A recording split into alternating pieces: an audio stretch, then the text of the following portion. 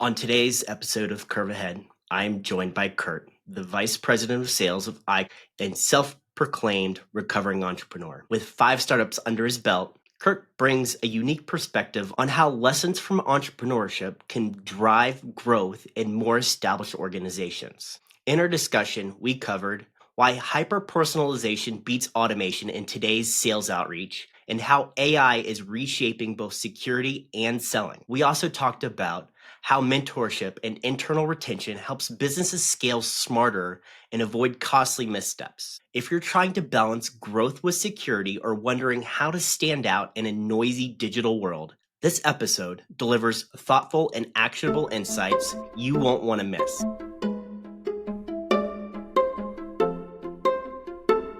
Hey, Kirk, welcome to the podcast. Do you mind introducing yourself? Thanks for having me, Brian. Yes, I'm the Vice President of Sales at iCorps Technologies, which is a security and IT consultancy. Do you mind telling me a little bit about your background and how that landed you at iCorps? Sure.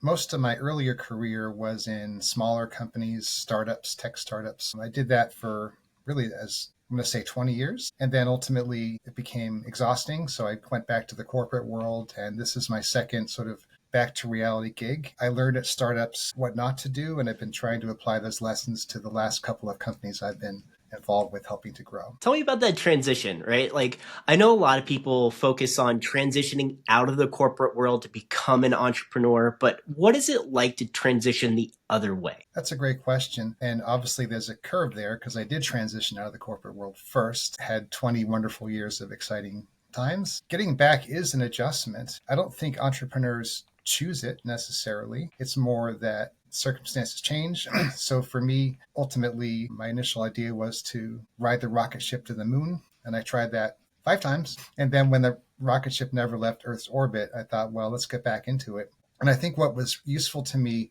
to make that not just less painful, but actually enjoyable was taking the lessons learned. And with a young company, it's about growing it. That's the same thing that any company wants to do. So I think the lessons I learned in attempting to get off the ground were equally relevant to helping a kind of a mid to late stage company find their next ride upwards. Yeah, I spend so much time doing outreach, trying to get in front of other people and focusing on sales that, like, if I were to transition back to another corporate role, like, all of the things that I've done work there also. It's just having organizations realize that you've busted it to like get to where you were, and it just sometimes doesn't work out for one reason or another.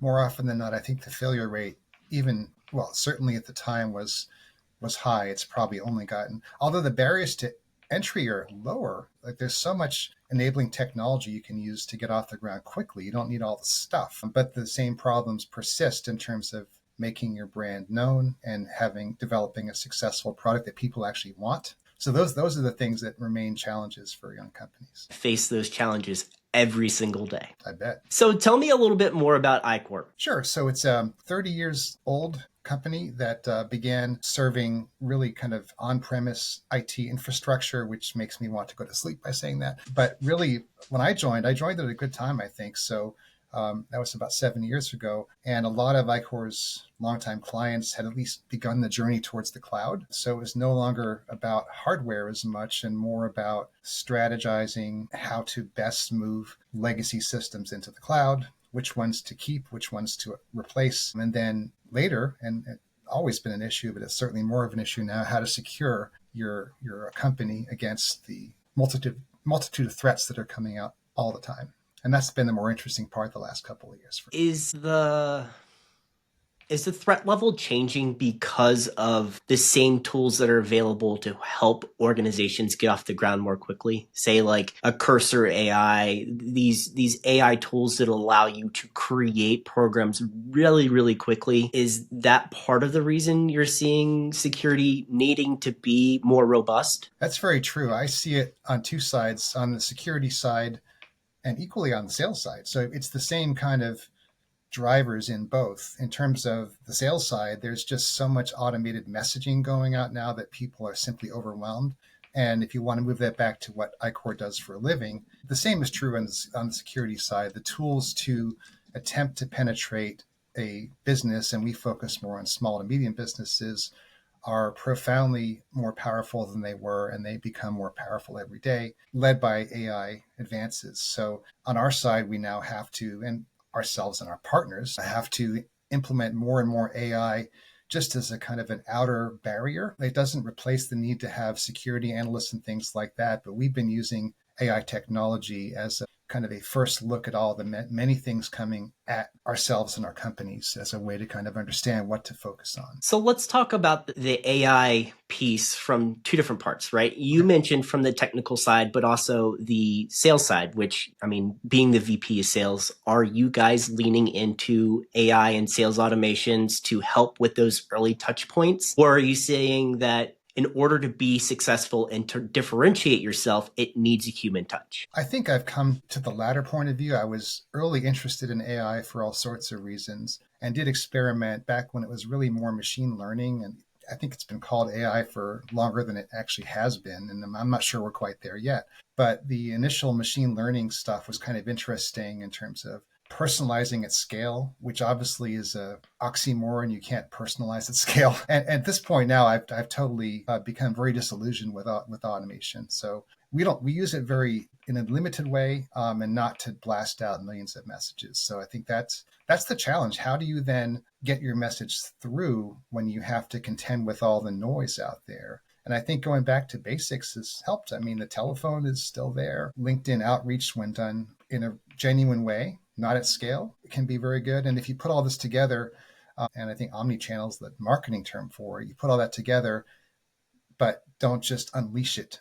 You need to really be focused on who you want to talk to and why they might want to listen to you. So knowing that you're working with an established business, and like, what would you do if you put yourself in my shoes in an early startup who, is still trying to establish themselves as a brand and getting themselves in front of people? Would you still continue to lean into some of those automation channels, or would you spend a lot more time hyper-personalizing and actually spending the time to engage with that as a prospect and building that trust and rapport over time? The latter, for sure. I think it's the same. I don't think it's very different.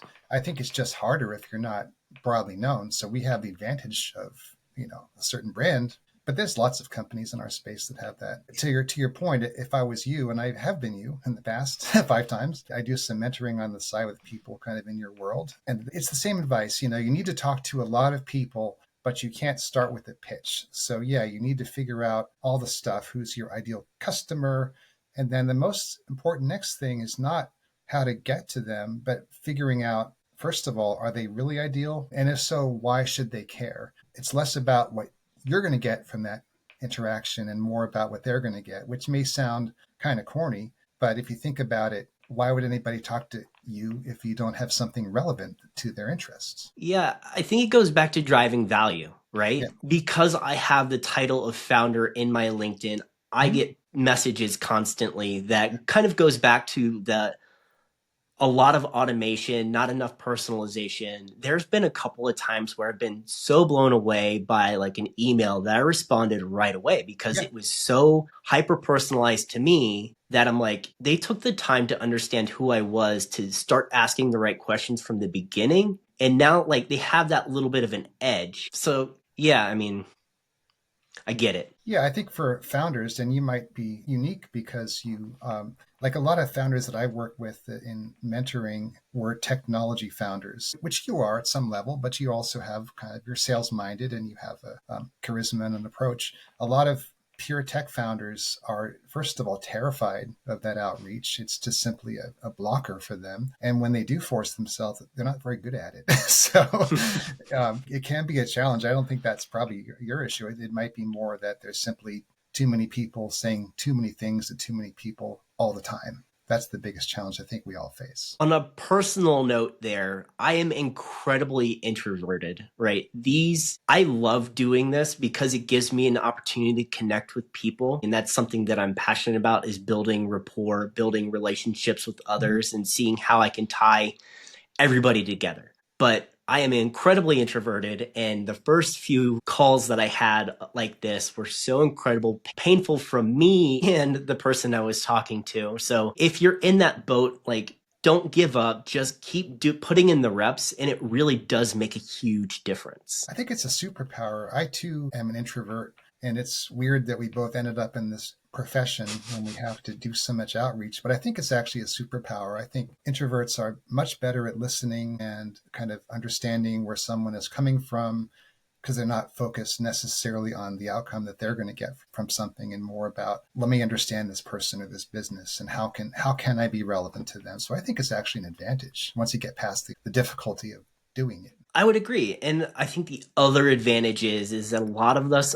are very analytical. So we come prepared with questions or ideas or just not preconceived notions to have like our own personal agenda served, where like some people who are in sales and are extroverted may do. And that used to be more effective. I don't think it's been effective for a long time. And getting back to business briefly, like the most important conversation we have with a prospective client is the first one. And there's all kinds of, rules of thumb. You got 2 ears, 1 mouth. You should be talking half as much as you're listening. I would argue maybe less even. You want to ask good questions and wait for the answer and respond to the answer rather than be thinking ahead, what's the next thing I'm going to say to look smart? Yeah, that drives me back to a book that I read last year. The name of it is escaping me, but basically the guy was a former FBI agent and he always did negotiations, and he kind of teaches his techniques, which I mean, for me, I thought was super impactful to kind of listen to how he does it, taking time, active listening, making sure that you're understanding and able to continue the conversation, even if it's just putting another question out there that kind of hangs to allow the other person to answer it. I think I've not read this book, but it might be Thinking Fast and Slow. And I think that's a fantastic, if it is the same book, it might be something I better end up reading. I will find it for you. Okay, cool. So let's get back to iCorp a little bit. How are you as an organization kind of differentiating yourself in the marketplace? Yeah. Well, thanks for that question. To me, it's preferential to be the high cost, high value provider. Like IT can be considered to be a commodity, a thing you do because you must. And the same is certainly also can be said of security. So being differentiated in the world of cybersecurity and IT consulting, and we think of ourselves more of a consultancy than an IT company. So the people that work here, we call them consultants. It's more like a firm than an IT shop. So the difference there is simply expertise, and how we kind of differentiate, how we do differentiate is on that side. And we bring in people sometimes right from tech school, sometimes late career people. But if they come in early, they tend to stay because there's really 7 different levels of expertise that you can navigate through from the IT side to security. So there's a path. So I know this is a longer answer than you asked for, but essentially we have fantastic retention of employees. They stick around because they can grow. And when you stick around in the same industry at the same place, this is not maybe great career advice that I'm giving, but we've been able to retain people and take advantage of their journey of growth and their passion for being at a company that supports them so well. So people end up becoming very expert. And we have folks that are now virtual CIOs that began as help desk engineers. And that's absolutely a differentiator when you're talking to small business owners who want not just expertise, but continuity. So that's actually quite a big differentiator, not just the expertise, but the fact that we've retained people sometimes for 25 years in one case. So you had mentioned the 7 levels. Do you know what those are? I do. So there's intern, IT associate, and that moves to what we call level 1, which is more of a help desk role. And we have a help desk of 7 people, and they're always moving up. So if you move off the help desk, if you have that interest, you can become what's called a tier 2 or mid-level consultant is what we call them. And that's more of a generalist, someone that does the work of IT. The next stop there would be senior IT engineer or consultant, as we call them. Those are like IT manager / director type people. Then we move up to a strategic technology advisor, which is quite close to a virtual CIO. In fact, it's fairly interchangeable. So that's one path. And then we have actually more than 7 because there's 3 different skill sets on the security side. So I'm going on about iCorps here, so I apologize. But we've always done security, but now it's a discrete practice area. So we have people there that are more executing on security, doing repeatable back-end security projects. We've got people that are more on the strategy side, and then we have what we call virtual CISOs, Chief Information Security Officer, which actually are very necessary to like a regulated company. So there's a lot of places to move around here if you stick around. Back to the previous conversation about the retention, one of the points that I wanted to make is that especially in a smaller organizations, tribal knowledge is huge. And if people are always coming and going, like every time you lose somebody or you lose a little bit of that, being able to retain people for years and years and years and allow them the space and opportunities to grow and learn into being the next level, I think is a huge differentiator, especially in the day and age where there's millennial and Gen Z workforces who change jobs quite frequently. That's true. And that's why it might not be career advice that I offer broadly, but for here it works. And it's a huge advantage to the company, in this case, iCorps Technologies, and the institutional knowledge is huge because they get to the point when they get along, I say they, a lot of guys, some women, when they get to a certain level, when they're more into the strategy side, then they become resources internally to other people. It's not just mentoring, although there's some of that, but if you're like a mid-level engineer and you come across something you don't know, there's, in our company, about 12 people they could talk to get instant information about what their situation is. I think that's one of the hard things about being an entrepreneur is that the road that you're taking isn't necessarily so clearly defined. And if you're looking for that knowledge, it's on you to either find mentorship to help deliver that back to you or derive it from experience. And both, the experiential part takes so much time and money and effort that it's not necessarily the best approach. So if you can, find a mentor who knows or has been there before that you can learn from. And mentors are often, I'm going to say generous, but in a way it's a two-way street. There's nothing better. There's no better feeling than talking to someone that's just starting out on their journey. I'm talking personally again, and being able to share lessons learned as well as accountability. So part of it is, okay, I've got domain knowledge in IT now. Before that, it was enterprise software, and before that, mobility and blah, blah, blah. So I have these skill sets in terms of industries, sort of, but more importantly, I've lived that journey and I know what not to do as well sometimes as what to do. But then the other piece is accountability, right? Because I think the hardest thing in the world for a founder, after you do find your niche and you are convinced this is going to be useful to society or from a commercial standpoint, just having the discipline to stay with it is really hard. So having a mentor that actually doesn't just have good ideas, but can give you homework, and make sure you do it between the sessions, I think is actually almost as valuable. Yes. Because, there are days and weeks where things just kind of trudge on and you don't see a lot of growth or progress. And you wonder, am I doing the right thing? And it's really about trying to stay as hyper-focused as you can on solving the single problem that you're doing well. Entrepreneurship isn't unlike any other job. It's about executing the small things incredibly well and just being forefront with everything that's going on. And to have a mentor, you have to step outside of yourself and give a moment of vulnerability because now you're acknowledging, I can't do this all on my own. I need somebody else's help or advice in order for me to progress to where I want to be. I agree. And I think if you're like a bright young thing from MIT, which is mostly who I was coaching recently, you may not necessarily see that, right? You may, because you've been very successful in your academic career, you've beaten out 99.9% of other aspiring college students to get into this elite university. And you're going to walk out of that place, chances are, with an option to move over to Google or Facebook or Meta. And so the ones that actually decide to do their own thing, those are the most focused, driven people that are not necessarily coin operated, but they have this burning idea. So then you bring in a mentor that hasn't had that success, and man, are you sure you want to listen to them?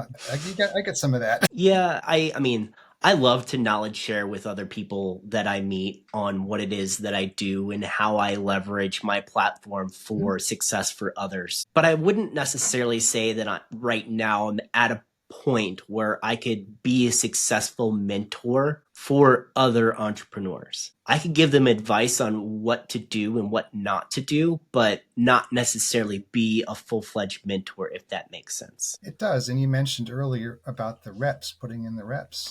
I'm older than you, and I've had 5 reps. Well, let's get back onto talking about iCorps and some of the things that you guys have probably seen recently. We talked about AI a little bit earlier on, but how has the demand for AI impacted the solutions, the tech solutions that businesses are needing right now? Yeah. So this might be a bit of a journey into the weeds, but we're doing it. So there's a technology layer that used to be called a security operations center or SOC. They still exist. The more modern approach is something called MDR, which is managed detection and response. So those things are heavy technology solutions that are looking at all the inputs from your iPhone to your desktop to the switches to all the stuff inside the business. And it's picking up all these signals. Whenever you have a corporate device, or if you bring your own iPhone, most companies will stick some software on there to kind of monitor the business side of it. All that stuff generates tons of data. So back in the old days, you had a SOC and you had a bunch of people sitting behind desks, looking at this massive feed of information. So where AI has actually been extraordinarily helpful because the information has exponentially multiplied as we've gotten more sophisticated in terms of security procedures. There's too much to look at. Having AI that can actually ingest these security logs, which can be many, many, many gigabytes of information per day in even a medium-sized company. So basically, AI will actually lift out things that might be a concern. It'll, maybe take the 1% of all this stuff and say, this is stuff you might want to look at. And then you can go back to your security desk, if you will, and they're not looking at everything now. They're looking at the most significant things and making human judgments about that. So AI in that case is enabling technology, not something you can just turn on and be safe with. I'm still hearing from everybody that I'm talking to that AI is a great tool, but still requires a human layer. Not necessarily that AI isn't capable of making the decisions quite yet. It's just that I think most people feel most comfortable if it doesn't. Yeah, and it may be we get to AGI and we could talk about that too, but right now it's not, and it does still hallucinate. So if you think about the stakes, so you're a small to medium business, which is our client base, and you're like maybe you're regulated, you're a bank, or you're a biotech startup, or whatever it might be.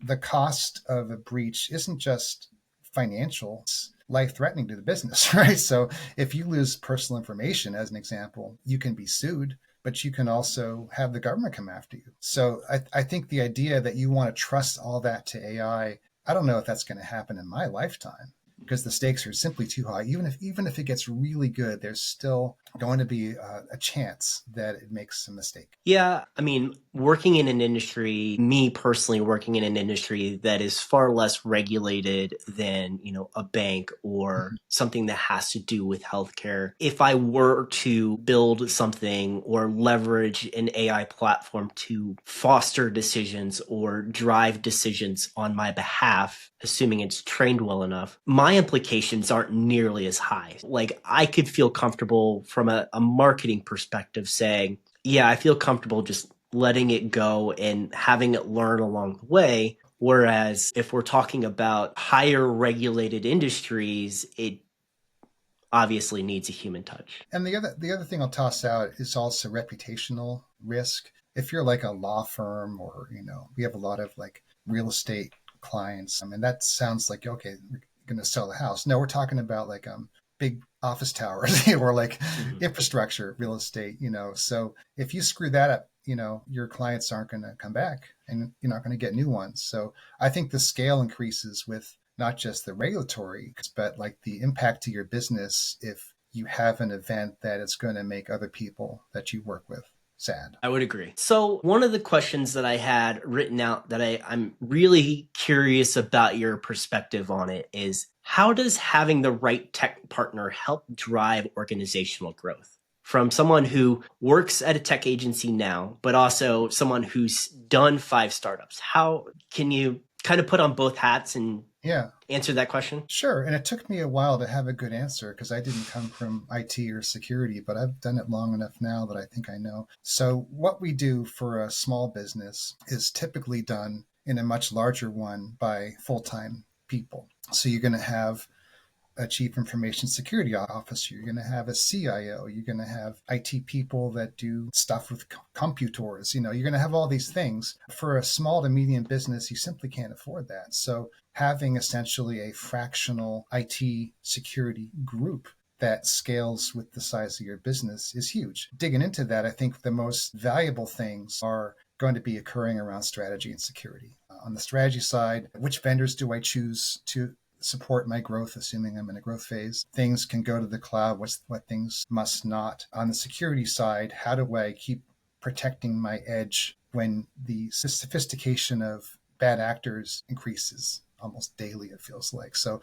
those things are pretty hard to hire in until you're maybe a couple hundred people. So for us, I think those two particular of the 7 skill sets, those two are really, really important, and we make them available fractionally. So you can sort of come in, have us as a trusted advisor, and just like focus on your core business and let us worry about strategy and security on the IT side. Quite there, but when I am, I will definitely look you up. Thank you. So, Kirk, you've been great. I give all of my guests 90 seconds at the end of my podcast to plug anything that they're passionate about. So, without further ado, the next 90 seconds are yours. Awesome. Thanks. So I thought about that because you warned me. So I'm writing not a full-on memoir, but I'm writing up my different startup experiences. So I don't have anything to show yet, but I plan to, and I'll put this out via LinkedIn, maybe a chapter at a time. But I intend to take each of the 5 startups and just write up a few pages about my experience, my mistakes, the learnings, trying to focus on not just the information, but look at it with humility and humor. Because if you didn't start a company that you can still see on the NASDAQ, then it didn't work. So for me, I'm going to write those up. There'll be 5 chapters and I'll stick them out there. So that's a passion project now that I'm just starting. Very cool. I can't wait to see progress being made there. Maybe Thank some you. lessons learned for myself. Thank you. I'd be delighted to share that with you when chapter 1 is ready. Awesome. Kirk, thank you again for your time today. Ben, it's been a pleasure. Thank you for connecting with me, and I've really enjoyed this conversation. Have a great day. Great weekend. Thanks.